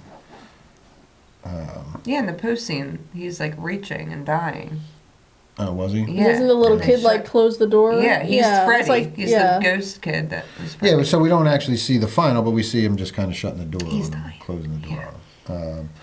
So Mike and Abby, of course, carry a wounded Vanessa. She's not dead, wounded out of the restaurant. She falls into a coma afterwards. Is taken to the hospital. And Mike looks after her, and him and Abby resume their normal lives. Somehow. However, that can. Well, Mike says at the end, he's like, I'm going to focus on you, and not my dead brother. He should have done that from the start. I'm going to live in the now and not in the past. And that was his big character arc. That's his big character arc. That's what he learned. Through all that dream sequencing and fighting killer robots and all this, he learned to live in the now and appreciate his sister who was alive and not dwell on his brother who was dead. And all it took was some murderous animatronics. I Yep. mean, that's all it takes That's all for you it to have takes. that realization. Yep. Glad murderous animatronics can bring him to that self-realization. Thank you, And now Freddy he can- Fazbear. We appreciate you. Yes. And as a result, Abby was doing well and socializing and talking with real children just the next day. Scared her straight. Yep, scared straight. That's all it took. Yeah. Bonding through a fun, happy, joy montage scene with some killer robots Yeah. to scare you straight and make you have friends Remember and that talk to reality people show, again. Scared Straight, with the kids Yep. that were juveniles? They would send them to jail. Oh my Yep. gosh, those. Oh my gosh. I forgot about that. Yeah. I That think we was need to so bring that funny. back. Fuck, I think I that's agree. part of the problem with the world I nowadays agree. is we don't have Scared Straight anymore Oh, on television, Yeah. scaring these fucking kids into acting right. Yeah. But yeah, that's a show for another time. All right. So yeah, and the movie ends with them all living happily Yeah. ever after, I guess, until I don't know. part Until two. the next one, we'll see. We'll see what happens in part So- 2. Yeah, Now we see Balloon Boy and the taxi. Yeah, driver yeah. out front, but whatever. Yep. Yeah, that's another thing. Like, he's from the second game, I think. Yeah, that's just like an Easter egg for people that know the game, because Balloon Boy, everyone hates him. I hate him. He gives you a game over so fast. He crawls like, through "I the hate vents. This little fucker. He's crawling through the vents, and like you take the camera away because you're looking at all the screens, and like you take it down, and he's right fucking there. Yeah. He's always right fucking there. I hate him. So I think we get that where everyone, the two people that see him, like hate him in the moment. It's kind of a little jump scare. Yeah, he's always right there. Yeah. Yeah. all right. Well, do we have any trivia? We got some trivia in here, There's a right? ton of trivia. I mean, I already did kind of my rant. There was so much I could rant on this. There's There's a so lot much that you could get child angry. endangerment and so much just not making sense. The fucking yeah. just the Yeah, underutilization. we were of- ranting the whole time. So a little bit of trivia, just so we can bring it back to something that we appreciate about this movie, is the animatronics and Jim Henson Company's work. Yep. It says, because of Foxy's skeletal-like structure, he was built as a full-body animatronic puppet and performed by Russ Walco, along with a group of puppeteers from the Jim Henson Company. In shots where Foxy walked, it took as many as 6 puppeteers to accomplish his full range of movements. Wow, that's Yeah. crazy. They did a great job. Yeah. Yeah, no, that's great, and they have these things built now, so they better. I mean, they're obviously making. They it just better. had just do a good job with this next one. That's all I ask. I feel like, maybe, I don't know. They just had a thing where they had the suits from the movie, and like you could go up and like get pictures with them and stuff. Like there Oh, were people cool. dressed in the actual suits. I don't know where it was, but it was really cool. I saw pictures from it. That's cool. So, like in the games, Foxy can be heard humming before he attacks. He's the only character with a voice. The rest just lip sync to predetermined tunes programmed for the shows. Yeah.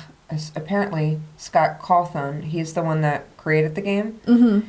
He revealed that multiple screenplays were considered, as well as explaining why those.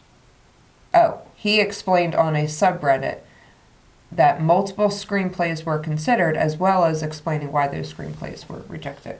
I would have loved to have seen why he picked this screenplay. Yeah, I kind of want to go and take a look at it. Yeah. Let's see. One thing I'll point out and a couple people have mentioned this on social media. There is a Stu Macher kind of homage Easter egg in there. If you remember, there's no blood on the knife, but when he's in the suit, he does. Does he do this? Oh, does he pulls does the ghost face thing? I didn't even He does the notice. ghost face. Oh my gosh. Yeah. Oh. He does the ghost face grab. Now I and gotta pull go the watch blade. that. Yeah, I that's like awesome. that. Yeah. So That's there was like a the little, classic little Ghostface, homage yeah. to Stu Macher there. I mean, there were again, there's some cool stuff in here, but it's just the story is just so bad. So bad. I'm just looking at little Easter eggs and stuff, but yeah, that was So, one of the things see, the that more people things noticed. that are revealed about like this and all the other Easter eggs, like this really was a fan service movie. You're Oh, yeah, absolutely yeah. right about that. Absolutely. It's a total fan service. Totally. Movie. And that's what, I mean, it's, if I'm going to sit here and review it as a fan service movie, that's one thing. But if I'm going to sit here and review it as a movie, I That's got to be yeah. critical of it. And the story was shit. The story was ruined by a bunch of extraneous, inconsequential, Hollywood pandering, fake forced trauma bullshit. Mm-hmm. It's just like like you don't, characterization isn't forced trauma. People aren't like, I get it. Some people are defined by the trauma that happens to them in their lives. Some people it haunts them.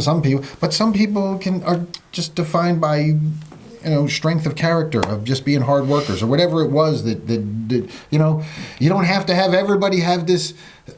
Every main character has this trauma shit. Like you can have a main character that just, hey, he's a blue collar guy, or hey, she's like a woman that's worked her way up to get where she is. Whatever the case may be, it could just be somebody who's just done some normal shit. I think. And adulting. Right. I think they're trying to connect us all too much with this trauma stuff now, and everybody wants to feel bad, and everybody wants sympathy, and I feel bad for me.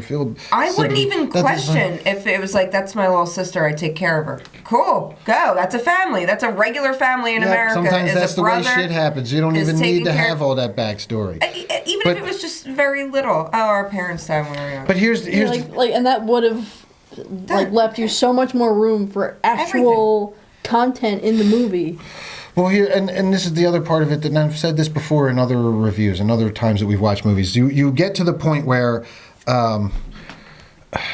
you make these characters unrelatable to people because you're trying so hard to include or diversify or do something. Now you're making it unrelatable. Now you've pigeonholed it so much to like your main character had his brother abducted when he was 12. Oh, okay. Well, I can't relate to that. I didn't have a brother abducted when I was 12. I had totally different trauma.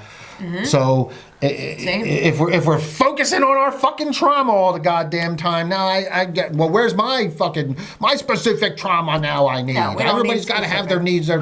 No, man. I just need a normal dude that I can relate to be the fucking lead, or a normal woman, normal person that I can relate to. Yeah.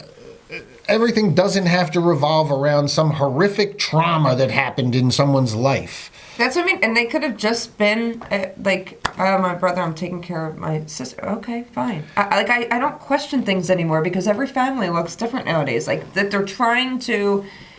they have to explain everything. Explain everything so much. And this is something... I just saw this, and earlier I was like, oh, I wonder if they would do this, but... Director Emma Tammy has said that there will not be a gorier director's cut for Five Nights at Freddy. And I was thinking earlier, I was like, there could be like a second, like an No, I think they unedited knew right off the bat. They're like, no, we're going to make this movie, and it's going to be PG-13, and it's going to be for kids, and we're not going to put any gore in it. There's no blood. There was probably not an R-rated cut. They probably didn't have to cut anything out of this to make it PG-13. I think the most intense, gore, I guess, that we got was, there was a point in time, I think it's when the people broke into the place, Freddy actually, chomped somebody in half, and I'm like, yeah, but that was so quick. Yeah. That was so quick, though. It was and it was almost like silhouetted, wasn't it? If I yeah, remember it was correctly? silhouetted, but you see the body drop to the floor. Right, but you don't actually see blood or intestines or internal organs or anything. A little because bit of it was blood, but almost that's shadowed. it. Yeah. You just see like even the blood is just drips. I don't think it's red. I saw the tiniest splat of blood, maybe at one point. I think that's why, they knew this was going to be PG-13. That's all. They just wanted this to appeal to the wide tween audience, get it out there quick in time for Halloween, and cash in on the property, on the IP. You That's know, all it's this so was. funny. It was a cash in on the IP. We hated this movie. We're like, we're going to breeze through this and just talk about this. And we have spent this a longer amount of time ranting because we hated it so much. I know. That's what happened. And there was a lot of hate. I know. There's so much crap. Yep. But yeah, you just, by the time it gets to the end, and I don't even like the main character, because I'm like, dude, I'm like, stop it. Like, I like the actor, but the character makes, again, bad choices. He's going to sleep. He's so fucking involved in his dream shit and like neglecting his sister, and you're just like, he's questioning himself. Should I raise my sister? I'm thinking, you should probably give your sister, because you are terrible at this. She should probably take her. Mary Stuart Masterson should probably take Abby. Yes, the Anne should probably take care of Abby. She looks like she has some money. She could afford lawyers. You look like you can't even cook ramen, dude. What the fuck are you doing? Like, I had no sympathy for the dude. None. Especially after the brutal beating he lays on the guy at the end. I'm like, wow, you got issues, man. What the fuck?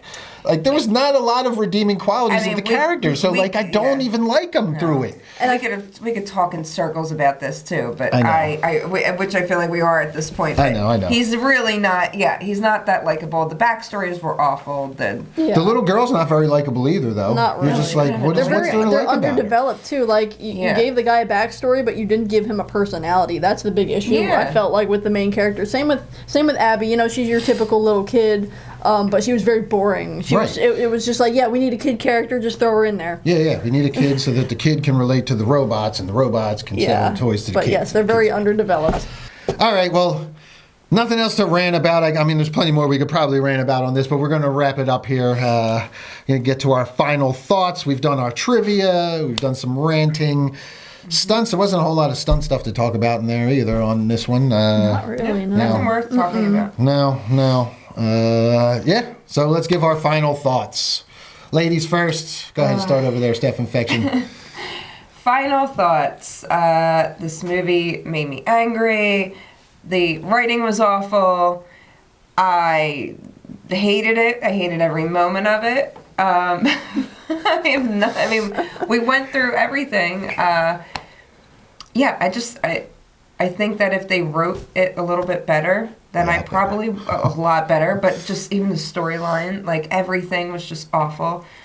I would have appreciated it, but I appreciate it because there's spots that people that like the movie will they'll like to call out. They like to see things that they're familiar with and nostalgic, and I get all that, and I appreciate that part of it. But I hated it. I hated the movie. It took me 3 days to watch. Totally through. I also think it was way too long for a movie like this. So an hour and 45 minutes isn't that long. It just feels really long. Oh, it said an hour and 49 on 49. Felt like an eternity on Peacock, and I was like, it did. It felt so long. So where there was all this filler of dreams and crap, I was like, I don't need this. We could have had a quick movie. I don't know, a quicker movie. Yeah. Cut 20 minutes out of that, and I'm good. I don't know. It was crap. So that's my final thoughts. Yeah. Maddy? Well, I also hated the movie completely. I felt like it was very poorly written. It was very rushed, as we figured out before. I felt like this had a lot of potential to be a really cool movie, but it was just a total flop in my opinion. I felt like they could have done a lot better. Total fan service. Something that I really did like were the animatronics. Of course, Jim Henson Company. They look exactly like they do in the game, and something I think is really interesting. The only thing that's different is that they cover them in fleece, where in the games they're like a metallic, like they have a hard shell over top of them. So I'm assuming that maybe that was for lighting purposes for the movie, but I didn't hate that at all. I actually really like the way they look, kind of soft like that. Probably too, because it's like a Chuck E. Cheese. Yeah, because Chuck E. Cheese, that's all fabric, all different kinds of fabric. But that was I liked that different touch. But yeah, if you're a fan of Five Nights at Freddy's, I would, I guess maybe watch it. I don't know. It was a really shitty movie. But if you like the game, there will be things that you appreciate. But I feel like unless you're a fan of the game, it's just a crappy movie. But bad movie. Yeah, I'm gonna round it out. Same thing. If you play the game and you want to admire the fan service that is on display here, because that's all this is, yeah, go ahead and watch it. Don't expect much. Expect the same kind of Hollywood drivel we've been getting lately from a writing standpoint. It's exhausting. I wanted to like it. I was looking forward to it. Because even though I didn't play the game, my son played the game, and I know of the game, and I know a lot about. I hear a lot, and I know the hype surrounding the game, and I know that the movie was very hyped up. So I was very eager to see what they actually did with it. I'd watched Willy's Wonderland, and I enjoyed it enough, and I watched Banana Splits, and it was okay. That was another missed opportunity, but again, missed opportunity. I feel like this was a huge missed opportunity, similar to like Spirit Halloween. They get this property that could be like, you could have this big store and have all this different sections of store and have everything actually taking place in that one big location. Even the place felt really small, and like it was just like one room where the animatronics were. The stage was kind of small. They had a back room, like. I think that's because of budget. Yeah, it had to. I guess in the game, it's a pretty big building in the game. Like, is it a big there's a building? big like hallway and. Yeah, but I mean, if they're shooting this thing, they shot this in Louisiana, in New Orleans area, and I know for a fact because I'm in the industry. They have a huge tax credit in Louisiana. You get film incentives down there. They could have found someplace. There's all kinds of warehouses and stuff like that are vying to be used. They could have found someplace a little bigger. They could have gone a little bigger. I just felt like, again, this was rushed. This was like it feels like, okay, we got the IP. Okay, Jason Blum's over there like, oh, I can almost smell the money. Let's get this fucking turd churned out here. Yeah. Crank me out a script and let's get this baby into production. We got to get it done by this date so we can be done for Halloween. Mm-hmm. And get it into theaters because I want to make some money. And this was his big one. And this was just because the IP was so big. This is a total fan service, churn a turd. Yeah. And it worked. I give it to Blum. I give it to him, man. He knows what the fuck he's doing. This was $217 million. Yeah. I can't recommend it. I can't say it's a good movie. But I'll say if you want to watch some Five Nights at Freddy's fan service and be able to pull out, and be able to call out stuff that you know from the game and have fun that way, that's cool. You'll enjoy it. Just don't watch it. That's the only reason to watch it. Yeah, but don't sit down. Don't sit down and expect to watch a good movie because it is far from a good movie. And there's not enough animatronics. Like, there's you'll get just frustrated so much, with that too. There's just so much irrelevant crap. The animatronics were great. They look great. There just should have been more of them. You have these things. Why not utilize them? Why not have them on screen more? Why spend so much time? We have so many questions, and we just Five Nights at Freddy's, and I feel like half the movie I was in dreamland, in the middle of a fucking field, like a park. And it was a drawn-out dreamland, like. It makes you want to go to sleep. Yes. I need to go count how many dream sequences It was awful. I felt like... See, another thing is I felt like a lot of the character development, dream sequences, all the irrelevant stuff was so drawn out, and then the actual fun stuff with the animatronics was super quick. It's like, did you do that on purpose to us guys? Right. Yeah. Why? The whole second act is like dreams and nothingness. And like so first it's fine, out. and then they get into... There's like the kills, and I'm like, oh, here we go. Oh no, there's no more kills ever in the movie until the very, very end. Oh, okay. Yeah. Like, it was just, that was it.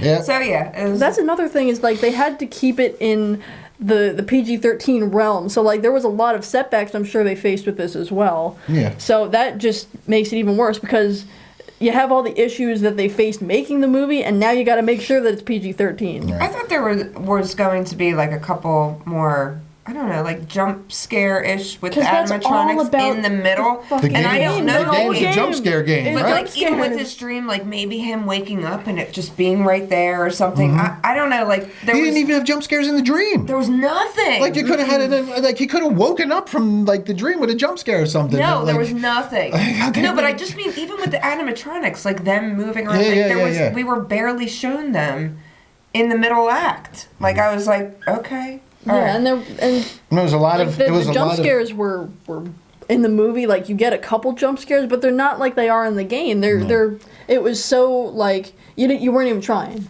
You No, and it weren't was a even lot trying. of. It was a lot of Mike Schmidt dreaming and then telling people about how he's dreaming. That was I'm most doing of this the dreaming movie. thing. That was most of the movie. You see, if I could remember in my dreams how About my who missing the face brother. was of the guy that took my brother, I could figure out the mystery. Oh, and you had a brother that was abducted, and all these kids were missing here. Oh God. Yeah, terrible. All right, that's it. Yeah. That's it on our final Yeah, thoughts. no Thumbs more. down as a movie. No good. Nope.